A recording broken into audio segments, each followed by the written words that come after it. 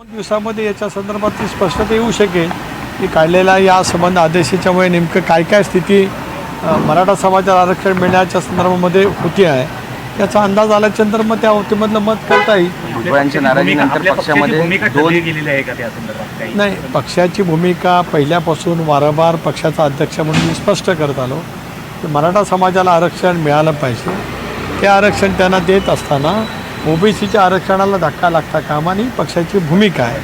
आता काल जे आदेश काढलेले त्या आदेशाच्यामुळे नेमकं काय काय कायदेशीरदृष्ट्या नेमकं होतं आहे याचा अभ्यास केल्याच्यानंतर या बाबतीमध्ये बोलता येईल. पण ज्या पद्धतीनं हे सगळे नाराजी नाट्य सुरू आहे छगन भुजबळांचं, याआधी सुद्धा तुमच्याच पक्षातले काही आमदार अनेक नेते हे मनोज जरांगे पाटील यांच्या व्यासपीठावरती उपोषणादरम्यान दिसून आले. त्यामुळे पक्षातच कुठे मराठा विरुद्ध ओबीसी असं नेत्यांमध्ये एक दुफळी होऊ शकते असं वाटतंय का तुम्हाला? नाही, मला बिलकुल वाटत नाही. पक्ष एकच संघ आहे.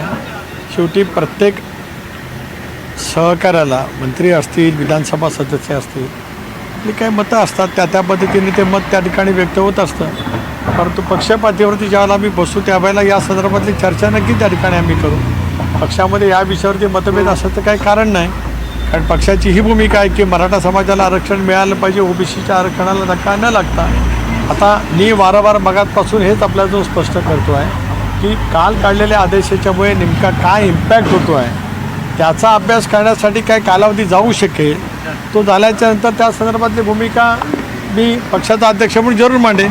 छगन भुजबळ त्यांची व्यथा देखील नागपूरला जाऊन ओबीसी जे नेते आहेत आंदोलन करतायत त्यांची भेट घेणार आहेत, तर राष्ट्रवादीकडून काही तसा प्रयत्न केला जाणार आहे? कारण उद्या सुद्धा मुख्यमंत्री नागपूरला जाऊन ओबीसीच्या नेत्यांना भेटणार आहेत. राष्ट्रवादीकडून काही तसा प्रयत्न केला जाणार आहे? राष्ट्रवादी काँग्रेस पक्ष म्हणजे आता एक आपण सांगतात मगातपासून आपण याच विषयावरती चर्चा करतो की आज भुजबळ साहेब ओबीसीचं नेतृत्व करतायत.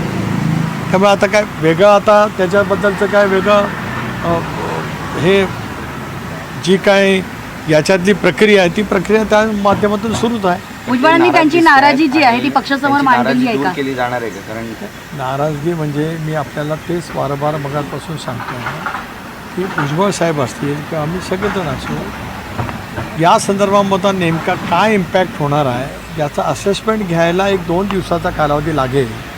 तो झाल्याच्यानंतर पक्षाचा अध्यक्ष म्हणून पक्षाची भूमिका मी निश्चितपणाने मांडेन. मी मगातपासून या विषयावरती तेच बोलत आलो. धन्यवाद.